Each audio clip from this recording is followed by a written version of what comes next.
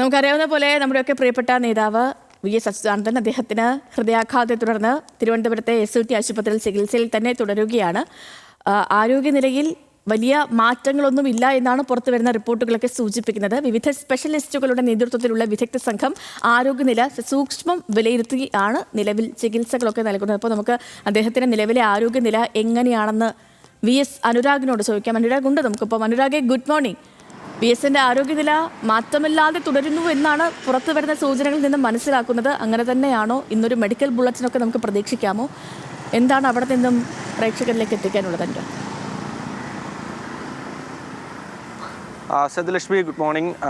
വി.എസിന്റെ കാര്യത്തിൽ ആശങ്ക തുടരുകയാണ്. കാരണം കഴിഞ്ഞ ദിവസം മെഡിക്കൽ ബുള്ളറ്റിൻ പുറത്തിറങ്ങിയിട്ടില്ല. അതിനൊപ്പം എല്ലാ ദിവസവും വൈകിട്ട് അദ്ദേഹത്തിന്റെ മകൻ അരുൺകുമാർ ഫേസ്ബുക്കിൽ അദ്ദേഹത്തിന്റെ ആരോഗ്യാവസ്ഥ സംബന്ധിച്ച് കുറിപ്പ് എഴുതാറുണ്ട്. പക്ഷേ ഇന്നലെ ആ കുറിപ്പും ഉണ്ടായിട്ടില്ല എന്നുള്ളതാണ്. അദ്ദേഹത്തിന്റെ ആരോഗ്യാവസ്ഥ സംബന്ധിച്ച് കഴിഞ്ഞ ദിവസം യാതൊരു വ്യക്തതയും ആർക്കും ഉണ്ടായിട്ടില്ല. ഇന്ന് 10 മണിക്ക് മെഡിക്കൽ ബോർഡ് യോഗം ചേരും. അതിനുശേഷം 11 മണിയോടെ സാധാരണഗതിയിലുള്ള മെഡിക്കൽ ബുള്ളറ്റിൻ പുറത്തിറങ്ങുമെന്നാണ് പ്രതീക്ഷിക്കുന്നത്. കഴിഞ്ഞ ദിവസത്തിന് മുൻപ് ഈ മെഡിക്കൽ ബുള്ളറ്റിൻ പുറത്തിറങ്ങിയപ്പോൾ അദ്ദേഹത്തിന്റെ ആരോഗ്യാവസ്ഥ സമാന രീതിയിൽ തന്നെ തുടരുന്നു, അതായത് അതീവ ഗുരുതരാവസ്ഥയിൽ തന്നെ തുടരുന്നു എന്നാണ് പുറത്തിറങ്ങിയ ബുള്ളറ്റിനിൽ ഉണ്ടായിരുന്നത്.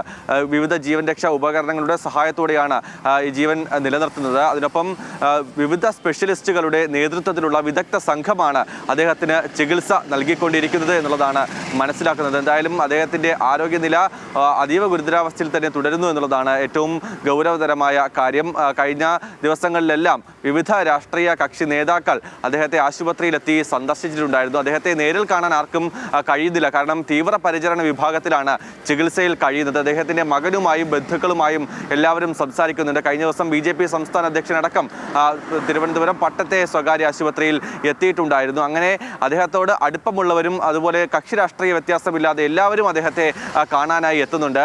അദ്ദേഹം വലിയ രീതിയിൽ ആരോഗ്യവാനായി തന്നെ തിരിച്ചെത്തും എന്നുള്ളത് തന്നെയാണ് ഏവരും പ്രതീക്ഷിക്കുന്നത്.